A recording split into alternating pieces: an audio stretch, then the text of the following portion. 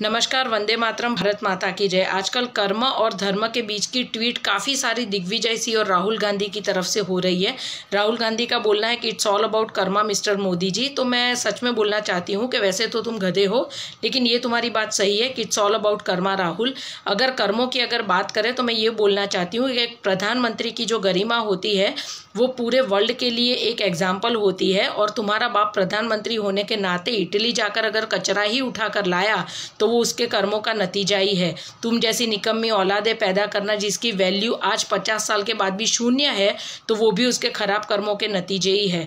रही दिग्विजय सिंह की बात, तो मैं उसको भी बोलना चाहती हूँ कि आप जो बात कर रहे हैं, आप अगर अच्छे फैमिली से बिलोंग करते हैं, बदनसीबी से आप जहाँ पैदा हो चुके हो ऑलरेडी, तो अगर आपके माँ बाप ने आपको घटिया संस्कार नहीं दिए थे, फिर भी आप काम तो चप्पल चाटने का ही कर रहे हैं, तो इसको भी खराब कर्म ही बोलते हैं। आप अपने से छोटी 27 साल छोटी लड़की से आपने शादी करी, जिससे आपका बेटा काफ़ी खुश नज़र आता है, और शायद कल को उठ के अगर आप ना रहे तो वो आपके बेटे के बहुत काम आएगी। मैं तो एज अ मदर बोल रही हूँ, आप अगर कुछ और समझ रहे हैं तो वो आपका लुकआउट है।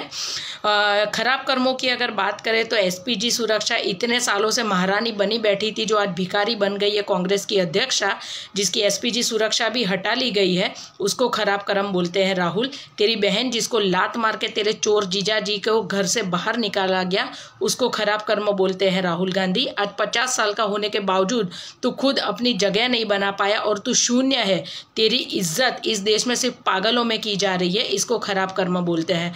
और अब कर्मों के अच्छे फल की भी हम बात करेंगे। एक सामान्य कार सेवक जिसने आरएसएस की शाखाओं में झाड़ू तक लगाया है, जिसने चाय तक बेची है, वो आज पूरे देश का एक रिस्पेक्टेड बंदा है, वो है नरेंद्र मोदी। इसको अच्छे कर्म बोलते हैं।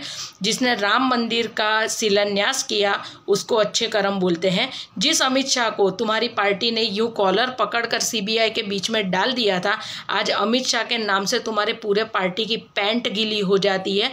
ये होते हैं अच्छे कर्म। खराब कर्म वाले हैं ना, बम से फटके मरते, जैसे तेरी दादी और तेरा बाप मरे थे, जिसकी हड्डियां कहाँ पड़ी थी वो खुद तुम लोग पता नहीं लगा पाए।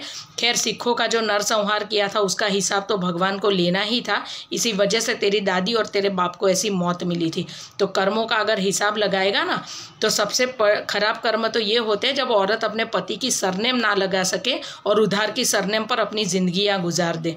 ठीक है, तो इसको खराब कर्म बोलते हैं। इज्जतदार लोगों के जो परिवार होते हैं ना, वो तुम्हारी माँ को घर में ना अच्छे काम के लिए शगुन में भी ना बुलाए, इसको खराब कर्म बोलते हैं। तो कभी बैठना सोचना ये सब चीज़ें। नमस्कार, वंदे मातरम, भारत माता की जय। मेरा भारत महान।